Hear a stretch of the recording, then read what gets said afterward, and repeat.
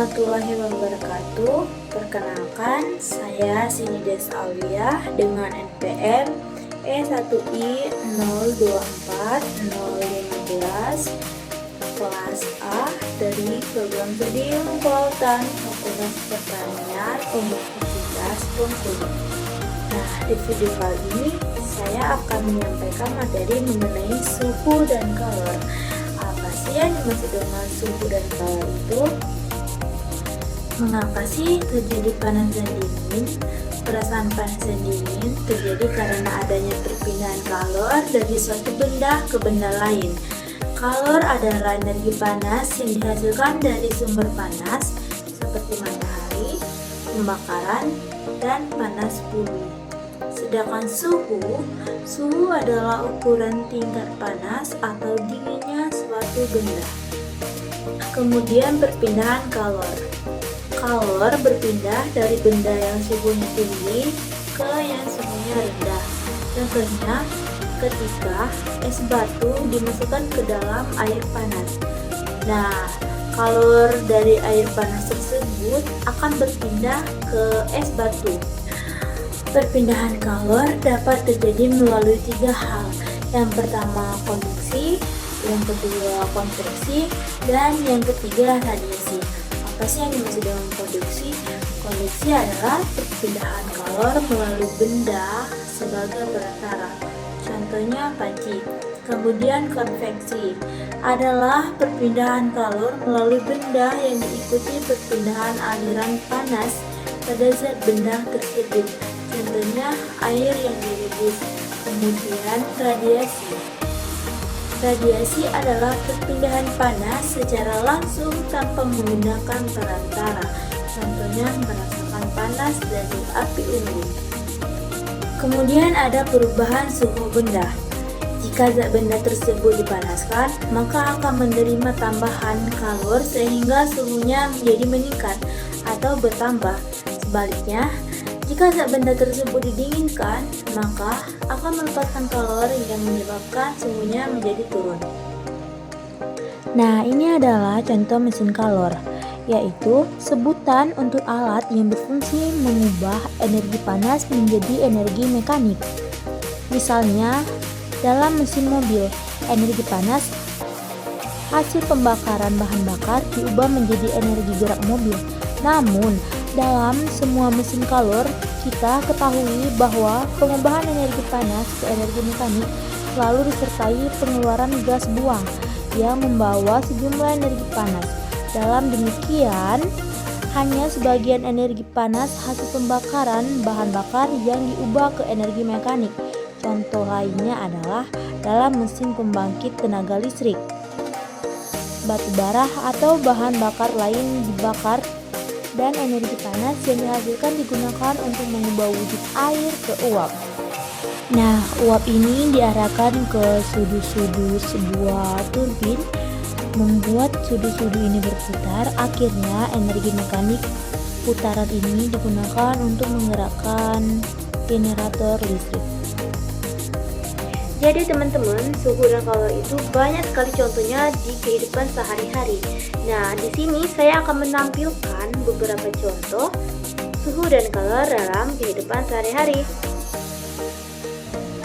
Kalor berpindah dari benda yang bersuhu tinggi ke benda yang bersuhu lebih rendah. Bagaimanakah caranya? Yes, right. Kalor berpindah melalui 3 cara, yaitu konduksi, konveksi, dan radiasi. Apa perbedaan dari ketiganya? Ya, yang pertama, konduksi. Konduksi merupakan perpindahan panas melalui bahan tanpa disertai perpindahan partikel-partikel bahan tersebut. Misalnya, saat kamu menyetrika, setrika yang panas bersentuhan dengan kain yang kamu setrika. Kalor berpindah dari setrika ke kain. Perpindahan kalor seperti ini disebut konduksi. Perpindahan panas melalui bahan perantara pada setrika. Bahan yang ada pada setrika tidak serta-merta menjadi berpindah atau nempel pada baju. Inilah yang dimaksud tanpa disertai perpindahan partikel bahannya. Gitu ya. Contoh lainnya pada saat membeli bakso atau soto yang kuahnya panas. Mangkuknya juga akan terasa panas saat kita pegang. Oke. Benda yang jenisnya berbeda memiliki kemampuan menghantarkan panas secara konduksi yang berbeda pula, atau istilah lainnya konduktivitas. Berdasarkan daya hantar kalor, benda dibedakan menjadi dua. Ada benda konduktor dan isolator. Konduktor adalah zat yang mempunyai daya hantar kalor dengan baik. Sebagai contoh adalah besi, baja, tembaga, aluminium, dan sebagainya. Artinya penghantar panas yang baik ya. Sedangkan isolator, zat yang mempunyai daya hantar kalor kurang baik, berarti penghantar panas yang kurang baik.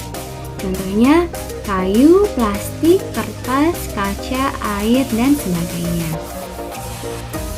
Kita dapat memperhatikan peralatan rumah tangga yang memanfaatkan konsep konduksi, misalnya setrika listrik, solder. Sedangkan bentuk yang bersifat isolator, contohnya pegangan pada setrika, pegangan pada wajan, dan masih banyak contoh lainnya. Kalian dapat mencari contohnya sendiri ya. Cara perpindahan kalor yang kedua yaitu konveksi atau aliran. Merupakan perpindahan kalor pada suatu zat yang disertai juga dengan perpindahan partikel-partikel zat tersebut. Konveksi terjadi oleh sebab perbedaan massa jenis zat. Kamu bisa memahami peristiwa konveksi antara lain yang pertama, pada zat cair oleh sebab adanya perbedaan massa jenis zat, misalnya sistem pemanasan air dan sistem aliran air panas. Oke, kita tahu bahwa air merupakan konduktor yang buruk. Namun ketika air bagian bawah dipanaskan, ternyata air bagian atas juga ikut panas. Berarti ada cara perpindahan panas yang lain pada air tersebut, yaitu konveksi. Saat air bagian bawah mendapatkan kalor dari pemanas, partikel air memuai sehingga menjadi lebih ringan dan bergerak naik, dan digantikan dengan partikel air dingin dari bagian atas. Dengan cara ini, panas dari air bagian bawah berpindah bersama aliran air menuju bagian atas. Proses ini disebut konveksi. Pola aliran air membentuk arus konveksi.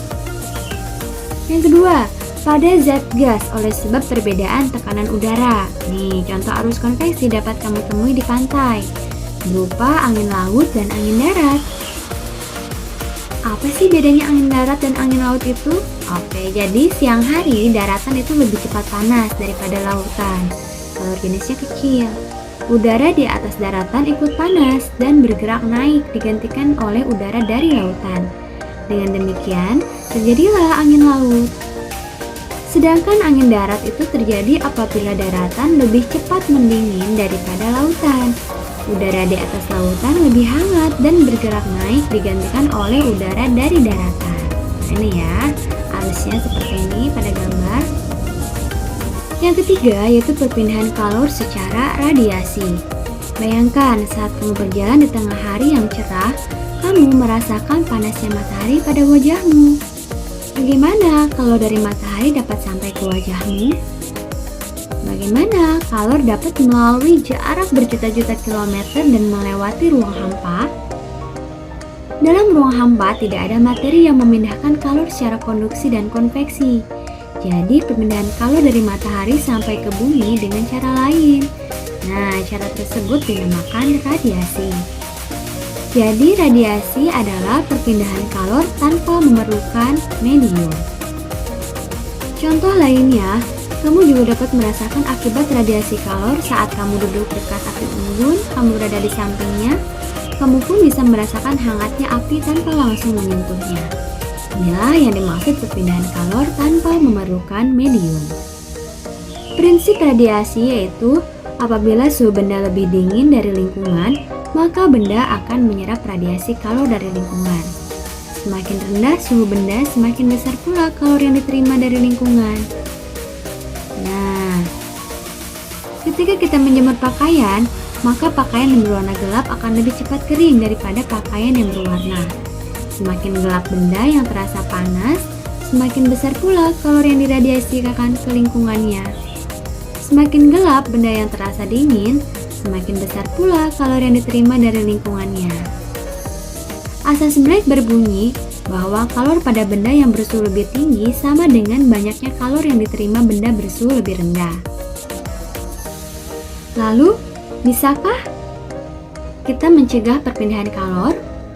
Oke, perpindahan kalor baik secara konduksi, konveksi maupun radiasi dapat dicegah dengan cara mengisolasi ruangan tersebut. Contoh sederhananya dari penerapan cara ini adalah pada termos. Termos digunakan untuk menjaga suhu air agar tetap panas dengan cara mencegah perpindahan kalornya. Dinding termos dilapisi perak. Tujuannya adalah untuk mencegah terhadap hilangnya kalor secara radiasi. Ruang hampa antara dinding kaca pada termos memiliki tujuan untuk mencegah perpindahan kalor secara konveksi. Nah, kurang lebih seperti itu ya. Oke, untuk menguji pemahaman, yuk kita tentukan jenis perpindahan kalor pada peristiwa berikut. Tentukan apakah secara konduksi, konveksi, atau radiasi. Oke, pernyataan pertama. Besi yang dibakar salah satu ujungnya, beberapa saat kemudian ujung yang lain terasa panas. Konduksi, konveksi, atau radiasi? Iya, jawabannya adalah konduksi, karena perpindahannya melalui bahan, tanpa disertai perpindahan partikel bahan tersebut. 2. Terjadinya angin darat dan angin laut. Ingat apa ini? Iya, konveksi ya. Sinar matahari sampai ke bumi, apakah lewat perantara? Enggak ya, berarti radiasi. Asap sisa pembakaran bergerak melalui cerobong dapur. Iya, konveksi disertai dengan perpindahan partikel zatnya ya, bergerak keluar. Air yang direbus bagian bawah mengalir ke atas. Iya, konveksi. Gelas kaca diisi air panas, bagian luar gelas ikut terasa panas. Iya, konduksi. Pakaian yang lembab disetrika menjadi kering. Konduksi. Oke.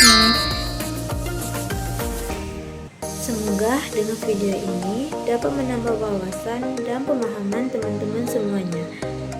Saya akhiri. Wassalamualaikum warahmatullahi wabarakatuh.